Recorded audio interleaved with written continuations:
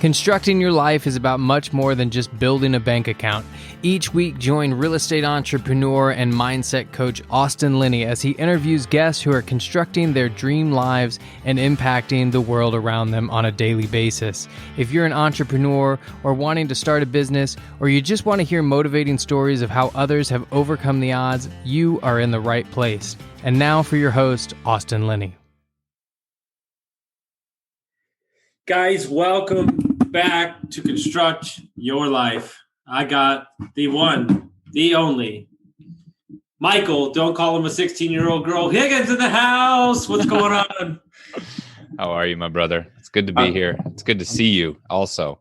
Thanks, man. Yeah, I mean, we've been on Clubhouse. We've been DMing. So, guys, before we get started today, I want to thank my sponsor, Dream Chasers, Adam Carswell, for sponsoring the podcast. Thank you so much. So, Mike, what I like to do with my guests is kind of let them kind of tell their story where they want to start, and then we'll go from there, my brother.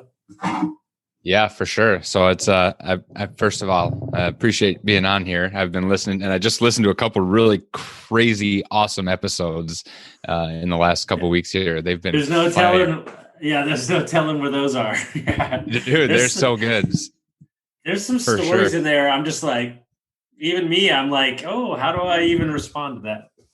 Yeah, right. And I'm sitting here thinking, like, as I'm listening, I'm like, he's gonna ask me to start with a story, and I'm like, how am I gonna, like, what story am I gonna tell that's gonna top these stories or even be in the same ballpark? But I guess the only thing that we can do, right, is just share our experiences and share where we've been and hope that somebody out there connects with it. So I guess kind of where we're at today is I've been married for the last 9 years to my wife, and we have 4 incredible kids from 13 all the way down to 2.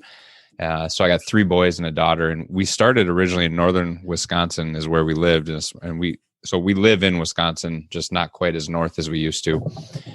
Grew up super blue collar, very blue collar, middle class. My dad's a construction worker, contractor. My mom worked in a bunch of different offices, from an eye care clinic to an oncology clinic. She was always an office manager, and knew that getting out of there was like number one. So nobody in my family had ever gone to college, let alone graduated from college. Actually, I take that back. My mom went for 1 year and then came back home. So that was where I decided I was going to go to college. And part of that was because of basketball. So basketball took me to college. I don't think it would have been a lot harder to get me to college if I wasn't playing ball. But that's what we did. And, I was on the 6-year plan because, if you do the math, my oldest is 13, I'm 33. So do the math in there and see where that came along. But ultimately led me to meet my wife and then get into this crazy career of real estate. And now it's been full-time real estate, and we're not looking back. So we super excited to see where this has taken us as far as just a career. Not only that, but just kind of the tool that it's become to start to make a lifestyle by choice, constructing our life, right? It's great. Mm-hmm. I mean, your podcast couldn't be more appropriately titled. Mm-hmm. And it's led to amazing relationships, like you and I being able to chat on a weekly basis, do some rooms on Clubhouse, and just grow our network. So super, that's like the very 30,000 foot view of where I come from, where we are today. So, well, it's funny because there's something I like to study. I would say like I'm like studying, like I'm reading a book, but just studying in general with human contact. And I think there'll be a podcast in it like down the road, but it amazes me when you have the family dynamic of I'm a worker. This is what I do. My grandparents worked at DuPont, both of them for, 68 years. My great grandfather worked at Budweiser for 70, plus years, 60 plus years.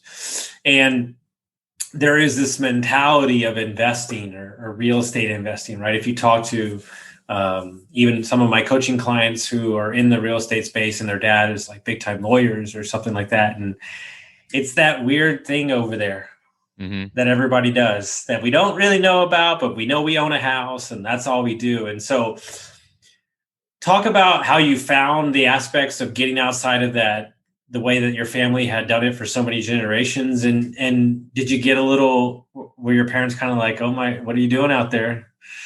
Yeah, it's really crazy. This whole like personal growth journey, because that's where it all started, right? It all started with one book, actually my favorite book back there, and not my favorite book because it was it's had the best information. Is that 80-20? So now it's actually, that is 80-20 right there. But the one on top of that is How to Win Friends and Influence People by Dale Carnegie. And why that's the most impactful book of my life, because it was the first book that I read probably since Dr. Seuss, right? Like, but after Green Eggs and Ham, I went this whole time of not reading any books, and then graduating from after I was actually in college. That's the first book that I ever read. And where I got it from is I actually joined a multi-level marketing company. And you can, whatever the stigma is around those companies, the one thing you can't take away from it is a bunch of passionate people who are focused on personal growth, and they're going to be better humans. So to me, that was one of the catalysts for, like 99% of the people that get in those companies, I never made any money. I bought all the products, right? But it was really a pinnacle. Like, it was a pivotal moment for, at the time, my girlfriend, now my wife, when we got into that company and actually had mentorship, who were in a place where we weren't. And we're like, whoa, like we can get there. Like maybe, and then ultimately, like, that wasn't the vehicle, but that started the journey. And, it's been really cool. It's been an interesting dynamic because my parents have actually seen that shift in us, and there was no like, whoa, like slow down, pump the brakes. It was like, we were never taught this as kids. So we never taught Mike how to grow up with that. And now Mike's learning this stuff. Maybe Mike can teach us too, So it really created this interesting dynamic that then shifted into real estate. And it's the same principles, just a different vehicle, right? 100%. And it's funny that you bring, it's really funny that you bring up that book. We just started last week. We're writing a book, where I'm releasing a book with a friend of mine. Probably 2 books this summer we're actually releasing. Thank God for the ghostwriter, my buddy who's written, because it ain't gonna be me. I just talk to the Zoom and then transcribe it, and then he kind of makes it make sense. But we're basing the book kind of off the premise of that book. I mean, because we search high and low. We listen to podcasts and we read books, and I'm all about reading. I read probably 3 books a week. But the genesis for anybody that's listening, like, if you want the foundational work of like everything in your life, read Think and Grow Rich and How to Win Friends and Influence People. Right. Take those concepts, live by them week in, week out, and I promise you your life will be better. Arguably every other personal growth book that was ever written are those concepts, right? Exactly. Like, just with, and it's not that they're bad or that they copied something, because everybody interprets those. It's like the Bible, right? Everybody reads the Bible and they interpret it different. That's why there's 437 different translations of the Bible. I actually believe that everything in personal development was based off the Bible. 100%. If you listen to a lot of Jim Rohn stuff, I mean, anytime. So he was a huge impact. Like, I remember getting a network marketing CD of Jim Rohn from one of my mentors at the time, and all of his personal growth philosophies are biblical principles. 100%. So, dude, I'm super excited for your books to come out, man. It's, I have to buy them in bulk. Everybody, like, all my friends are putting books out right now, and I'm just, I have 20. True story. Yeah. I never, you got, you're me. You got books on books. We went golfing the other day. I'm just handing out books to people. I'm like, reading, Like, here's the scary thing. We're in the late summer, we're going to hit the road. We're going to be in like 1 month or at places, maybe South America. I got to stop buying books. I got to start putting it on Kindle. Right. Or so I got to teach myself. But I bought my wife a Kindle for Christmas just for that exact reason. I was like, I got too many books upstairs bookshelf. 100%. And it's because something, we were talking about today with another guy who's big in the restaurant business is that the personal development framework can be like a water hose almost. And kind of the theme for today, because like I have like 9 coaching calls, but like, it seems like no matter where they are in the universe, everybody's in the same place. And one of the things that we've been talking about today is list of importance, right?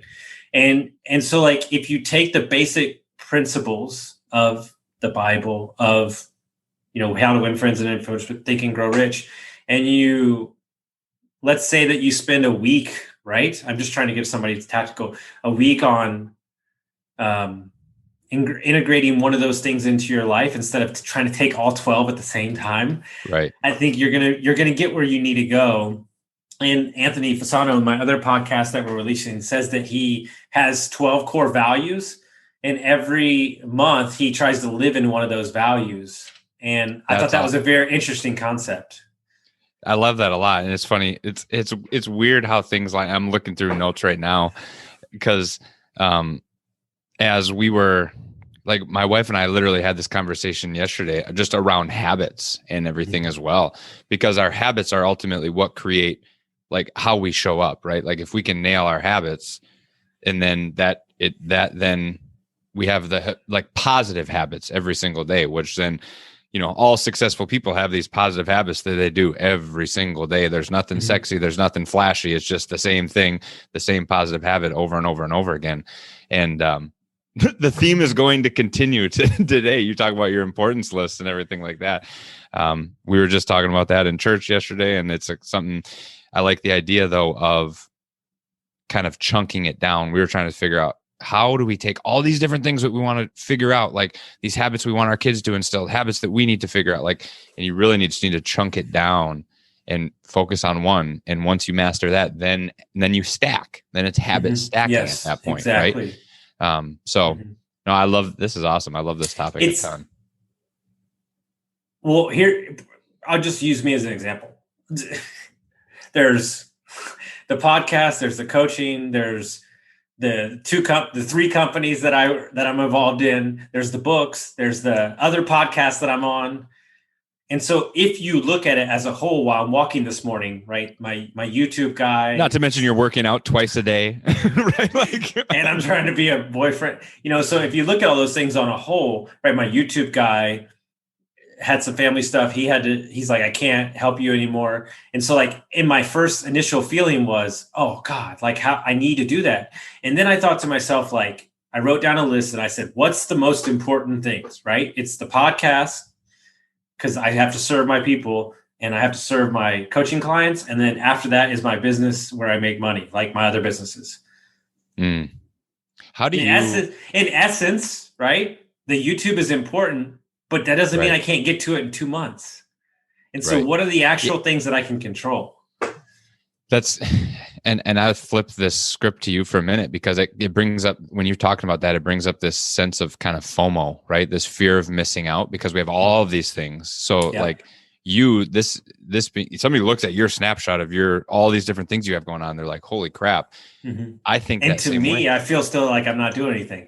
Right. Like I got to do all these things. So how do you, from a tactical standpoint, how do you compartmentalize that? Like, what tools do you use to make sure that they know, like coaching clients, podcasts, like boom, boom, boom, this is it. And then mentally letting go of the 47 other things that are on that list, because there's the 3 that are most important. How do you, because, and I'm not saying I'm always amazing at it, but the way I thought about it this morning was as simple as this: the people that are paying me to be in their life, to hold them accountable and make them better, they deserve my most attention. Because they're trusting me because of 2 things. One, I care like a lot, like when you're in there. Second thing is, selfishly, if I'm just being honest, my reputation are those humans walking around on this planet. Right. And if I don't do my job, my reputation as a coach doesn't exist. Well, how do I serve those people? How do I get more clients from my podcast, from my content? So in my opinion, these 2 aspects are what matters the most. Now, here's the kicker. I have an amazing right-hand man assistant who handles the scheduling of the podcast. So once I record it, it goes in the thing. The second thing is I've learned to partner up, like perfect example, our new company in the construction space, which we've got a lot to talk about. that we're gonna Are we gonna start talking about real estate sometime? No, late in a minute. We're gonna rock your world with some construction stuff. But I thought to myself, like, why? I was talking about somebody. It was why can I go in and feel so confident about what I'm doing here, right?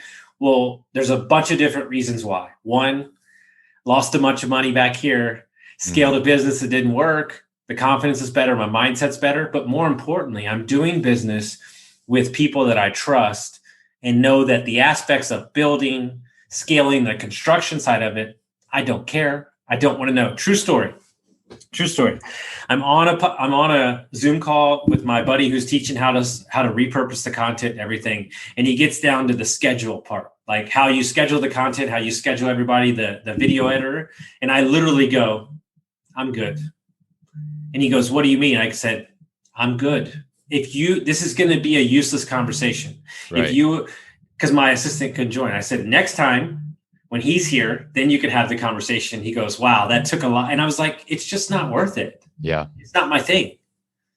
It reminds me a lot of, like, I just read 2 times in a row, probably a month ago, the Benjamin Hardy's book that he did with Dan Sullivan, Who Not How. Mm-hmm. And you've essentially, the whole concept of the book is not figuring out how are we going to get this done? Who can I put in place that will be able to get this done for me that can also do it way better than me? So you've created a team of who's in your life who are going out. You have your video editor and different things like that. Well, in a concept, because we were talking behind the scenes in the clubhouse talk, and I'll ask you kind of your thoughts on this. When I started going down, this was 2 years ago, when I started going down the multifamily space, I was in the Zoom calls every week. I was like, cat number, ROI, IRR. I'm like going, and like this went on for like 6 months. And I literally looked at myself in the mirror and I go, this is stupid. Like, not only do I not care, I just don't want to do this. I hate spreadsheets. So I thought to myself, I know the best multifamily operators in the country. Why would I spend the next 5 years trying to be great at this when I don't want to do it? Why when I just partner with them? And then I had the epiphany when I was on vacation. And I said, the true goal in real estate, right, is not to bet on the horse. It's to bet on the jockey. Not to bet on the asset, but to bet on the operator. Right. And that's when I just said, okay, I can give up control. Yep. 100%. I 100%. That's the other thing that Ben Hardy talks about too, is to have the self-awareness to realize that you don't need to, there's certain things in your life that you need to stop trying to figure out and know every aspect of it, because it's taking the energy, for your case, it's taking the energy away from your clients. It's taking the energy away from your podcast and building your brand and everything that's like those 1, 2, 3, you trying to figure out cap rates, IRR, market conditions, where's the next spot, like that just doesn't serve you at your highest level. And there's somebody else out there that can just do that honestly, that can do it way better than you can. And you know what I mean? But more importantly, like, know enough to be dangerous. Right. Like just like you probably do. Exactly. But doesn't mean you have to go down the full on rabbit hole. Right. Yeah. 100%. Because ultimately, and so, we'll switch, we'll get on the real estate for a little bit. Was there a book, or was there a time, like, how did you like approach it? Right. What were you doing at the time? Yes. So how I stumbled into real estate is, so I actually had a full-time job with a major chocolate company, and we had just bought our first house, and I actually became friends with my realtor, and my realtor said, hey, and then again, I can rewind. My dad's a contractor to this day. My first job at 12 years old was picking shingles up off the ground as he was re-roofing houses, and I was picking them up and throwing them into the dumpster. Right. So I've always been around houses. Like I could build a house from the ground up if I had to, because I have the skills that my dad taught me. So I have to give him a lot of credit to that. But the one, and then also the credit that I have to give him is he showed me what I never wanted to do in my life, was get on a roof and roof houses and I just realized that. And I was like, man, it's good to have these skills, but just like you need to have enough to be dangerous, but I don't need to be putting on a roof, because I'll tell you what, like when you're talking July 7th and you're on a roof that's black, that's hot, and it's the worst time of your life. Like it's literally, it's awful. But so I knew enough. And my mom was always, she's always redecorating the house. And every 2 weeks you come home and the couch is in a different spot and there's different things on the walls and all this. Like I just grew up with that. So naturally I'm like, I'm never going to be a contractor ever. Like this is just the worst thing in the world, because the way that I thought was that if you were a contractor, that means you had to do the work. So we ended up buying our first house and we kind of like accidentally flipped it. We were in there for probably a month and a half. I totally demolished the kitchen. My wife was doing dishes in the bathroom. And it was testing on our marriage, if I'm being completely honest as well. But so I built all new cabinets from the ground up. Between YouTube and a skill saw, I had a lot of, in my past life with my dad, I had enough to be dangerous. And I did a really good job, and we ended up making a profit on that property, and then in that time, I actually got my real estate license. My realtor was like, hey, you need to think about getting your license. So I got my license in 2015. I had a full-time job in that first year. I ended up selling 31 houses, and I exceeded my W-2 income. And it was really cool because I was an outside sales job, and I don't recommend this to anybody. Like, it's super difficult to get your real estate license and be successful with a second job. People think they want to do it part-time. It's just not possible. It's literally 2 full-time jobs. So, I had the blessing to be in an outside sales role where I never went to an office. I had a company car. I could be on the phone, texting, emailing all day. As long as I was getting my work done, nobody bothered me. It was great. Second year, sold 44 homes. Also had the full-time job for part of that year, ended up leaving and going full-time in real estate. And then that year, towards the end of that year, I ended up flipping my first house with a partner. And then it was off to the races. It was all this side focused on investing. That is where I was like, whoa, screw the 6%, the 3% commission. Like you can buy these houses and flip them and make way more money, plus still get your commission when you list it yourself. And then last year, during the pandemic, I had all this conversation, talk of, I got into real estate to invest in houses. I got into real estate to, become a landlord and to just create this lifestyle. And I never focused on that. So last year during the pandemic, we're home and I'm like, hey, I'm shifting my business model mentally to go all in on investments, and then retail will just be a second thought. So that's kind of the long-winded version of how it all started. I want to sit there for a minute, because a lot of my clients are real estate agents and a lot of my friends are agents. There's a lot of things in there, but the number one thing first question I want to ask you is, why do you think, me and my girlfriend cannot understand this, why do you think more real estate agents aren't investors? Dude. I mean, I can't wrap my head all I can say is dude. Like, because I don't get it. And it's really a mind shift. And I think, unfortunately, what happens in real estate is people get into the real estate world as an agent, and agents are great, right? They have a bad rap, and there are a couple bad agents, right? But there's a couple bad podcast hosts too, and you're not one of them, right? Like everybody, there's a couple bad apples in every bunch, and it just kind of ruins it for the agent world. Why people get into real estate, one is there's a low barrier to entry, right? It's not very hard to get your license. And two, they have a dream. Like they're dreaming of being their own boss and having their own schedule. And you get into real estate, and one of two things really happen the way I see it. Number one is you just burn out, you don't close any houses, and you end up out of the industry. It just doesn't work out for you. That's for a lot of people. Number two, you become super successful, and then you've just you've bought yourself a job. You work more as a realtor than you did as whatever you were in your corporate world. You make a lot more money, but you're working a lot more also. And they don't realize that there's this other side. Like realtors all day will invest or will represent guys like you and me as investors and say, hey, I got this great property. Hey, check out this deal. This has got this cap rate, this return of investment, like boom, boom, boom. And they can't make the mind shift to be like, whoa, I saw that first. If I just took some of this income that I made all this money as a realtor and shifted that into this house, instead of making a 3% commission, I could make a $30,000 profit. Like dude, to answer your question, I just don't know. I think realtors need to be more educated, because for me, having a family, a great example of what maybe this will like click for somebody, right?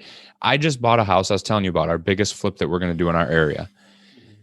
And the profit that we're potentially going to make on this is going to be somewhere in the 75 to 100K range. And I don't say that to like brag. I just say that this should trip your trigger here for a minute. 3%. I just did the math the other day. At an average of 3% that gets paid on both sides. And I know you have realtors listening to this, so it'll make sense to them.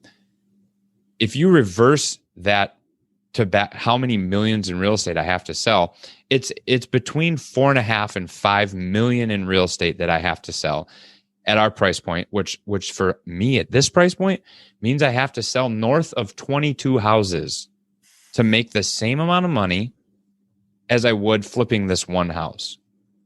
Now, mind you, like, it's a big risk, right? I think risk is relative also, but I have 4 kids. I have a wife. They're number one in my world without a doubt.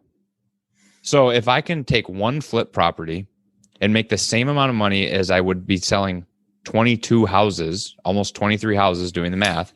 Yeah. Why, like, wouldn't you want to buy that time back? I just don't get it. We just hooked into one. It's probably my first flip in about a year and a half, and with 9 lots attached to it. So 9 new builds. And the profit on the flip is in the 70 to 110 range.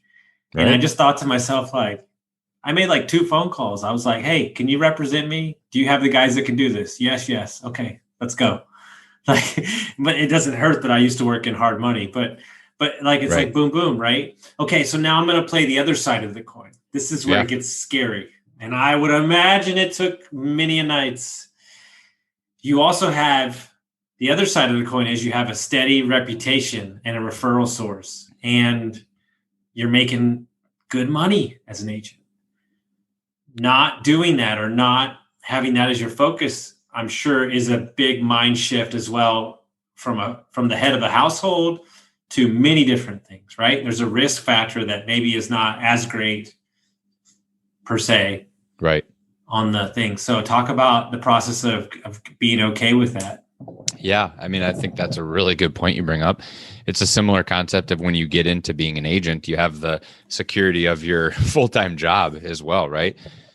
The way that I look at it and process it, and it's neither right nor wrong, just the way that I process it, is that when I show up every day to prospect to my network, to take guys out to coffee, go golfing, whatever it is, none of the deals that I sell on a retail base, none of it's actually guaranteed. It's all dependent on my work that I do to network with people, right?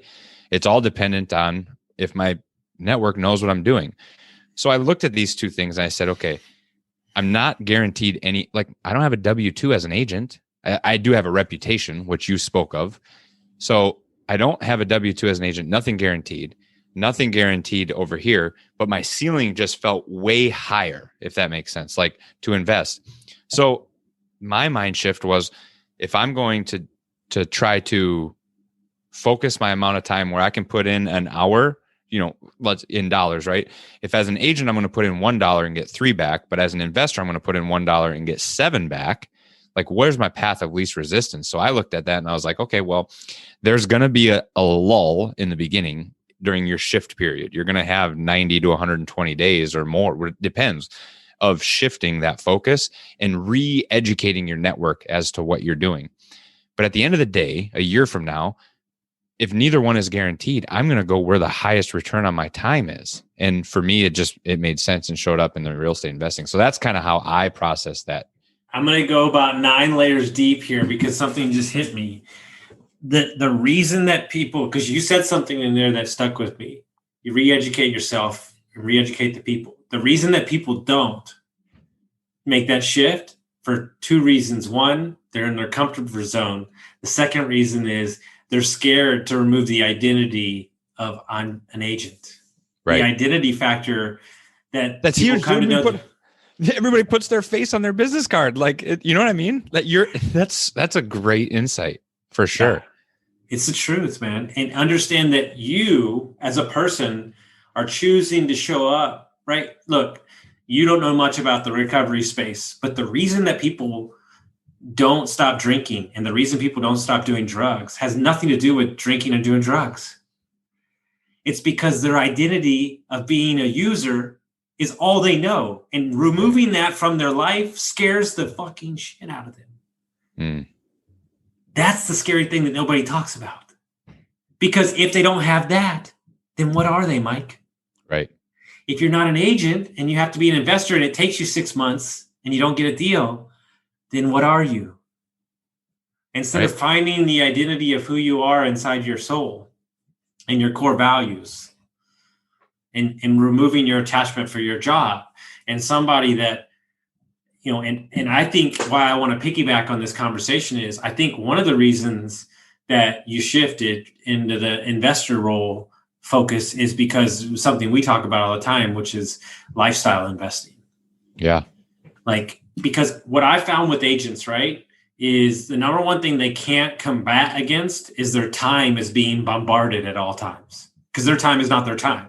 Right. And so by you doing that one flip, by you switching to it, well, I don't feel like looking for a deal this week. I want to hang out with my family. Like, you've gained back to all your time. And I'm sure that was a big reason why that was the switch too. Yeah. And I talk about this, like we talk about it in this conversation here, like, oh, we have all the answers. It makes sense. Don't get me, like, it's not easy. Like, there's always that pull, and it's not often like I have a ton of times where I feel like, what do I do at this time? I don't sit well in silence. You were just telling me about your schedule today. You know, it's like, sometimes if I don't feel like I'm going, I feel like a failure. And that shows up for me in my identity in whatever it is that I'm doing. But you're absolutely right. Like, the name of the game is cash flow and lifestyle at the end of the day, right? Like, cash coming in and that success in that world, you know, your lifestyle can look like whatever you want it to.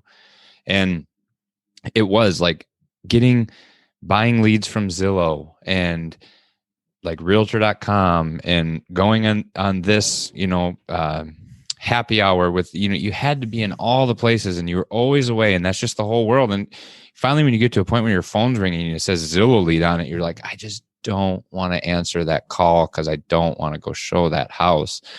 And like, it just got to be a lot, and it's got to be burnout. You know, in there too, I was running one of the biggest teams in our county here for a year and a half as well. And just, your time isn't your time 100%. And finally, you know, after that, you're like, I just want my time back. And this is the best route to get there, in my opinion. You know, it's the whole concept of lifestyle investing. It can be through real estate, through businesses, a combination of both. I think both of those worlds will be in there at some capacity if somebody's interested in that, going down that road, you know? Well, I think what's interesting about people is nobody understands they don't understand that what they seek, meaning like the life that they truly seek, is probably about $3,500 away per month. Right. You know, but we've created this mind gap where we need 20K a month and like all this stuff. And like, you really don't. And you can live a great life. And so the question is, if you did one flip and you made 40K, like, I mean, in essence, you probably live for like 6 months. And so like, but where that pushes up against is how we feel about ourselves. Like, well, and it also, because we're comparing against other people as well, right? So it's like, oh, Austin did XYZ. Now I need to be able to get there and do XYZ as well. Like, we fall into that trap as well.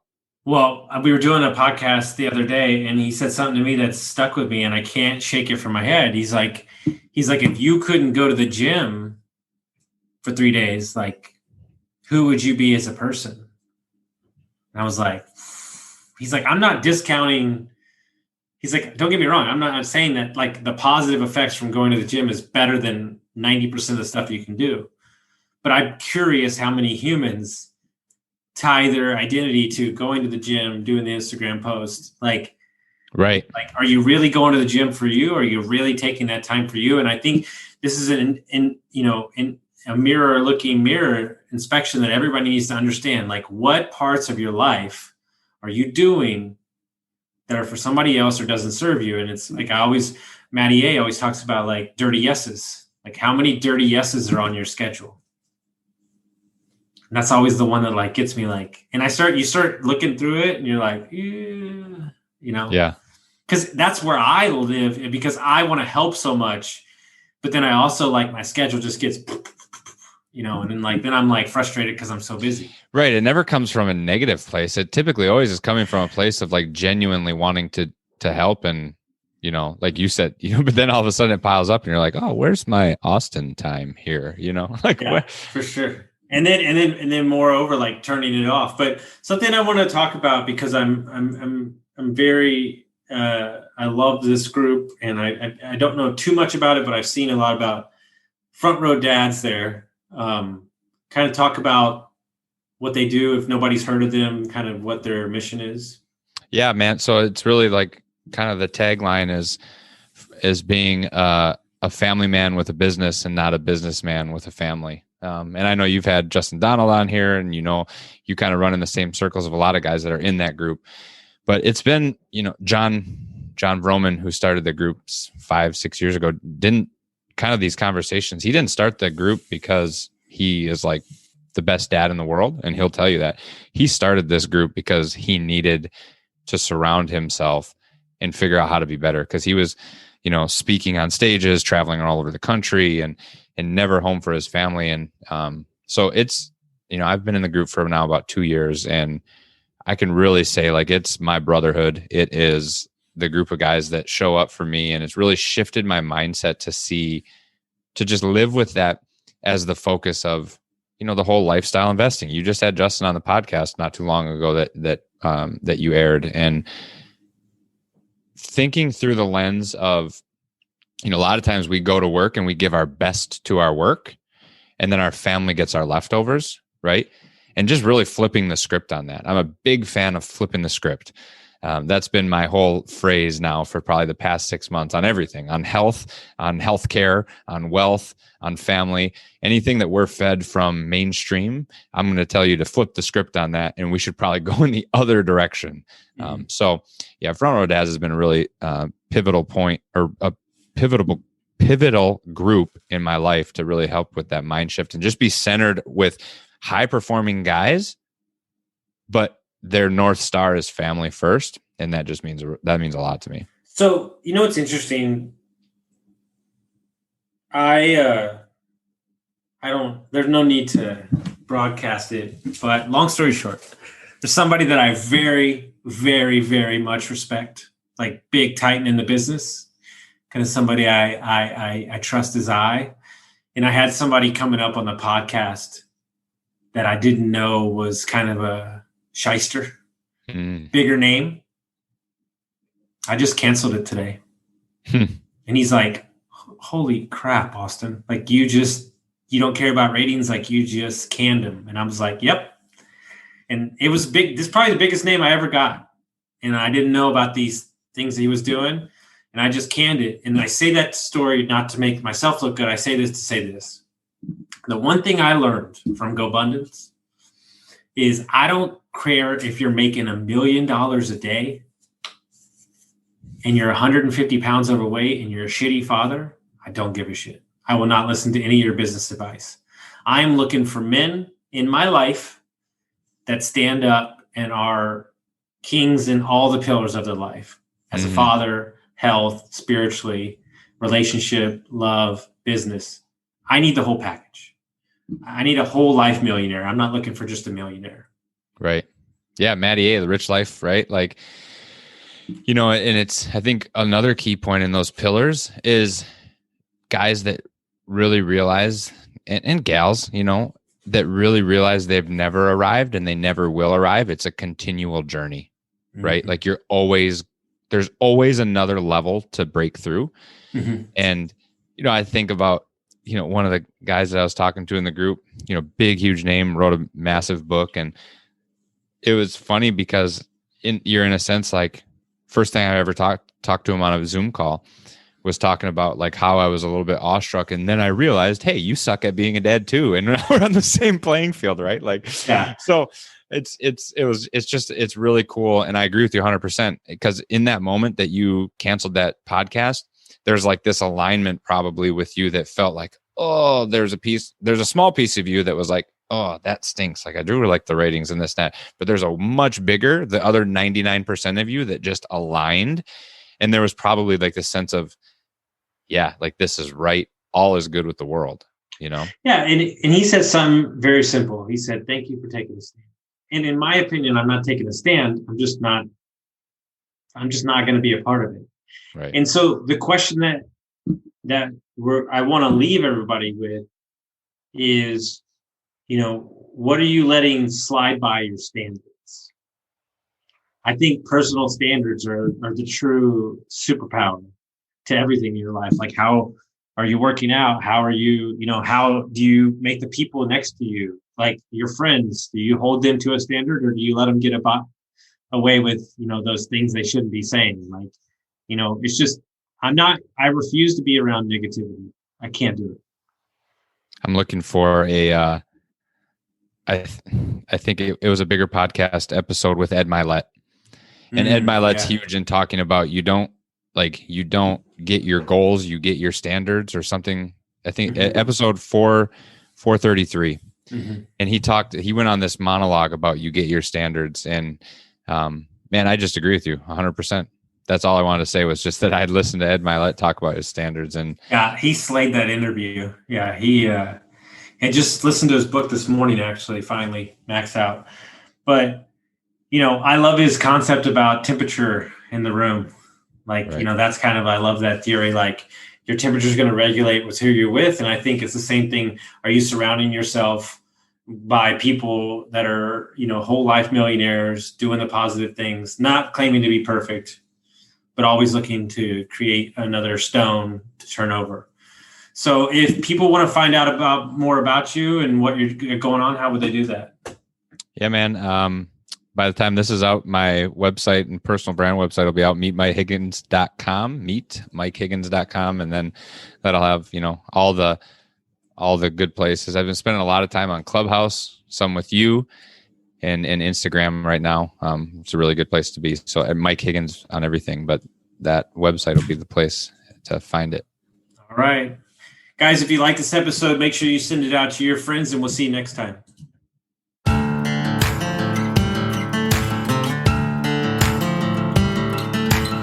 Thank you for listening to Construct Your Life with Austin Linney. If you enjoyed this episode, be sure to rate, review, subscribe, and pay it forward by sharing with a friend. Most importantly, take this opportunity to start constructing your life by taking immediate action on what you learned. For show notes, resources, and more information on one-on-one coaching with Austin, visit constructyourlifepodcast.com.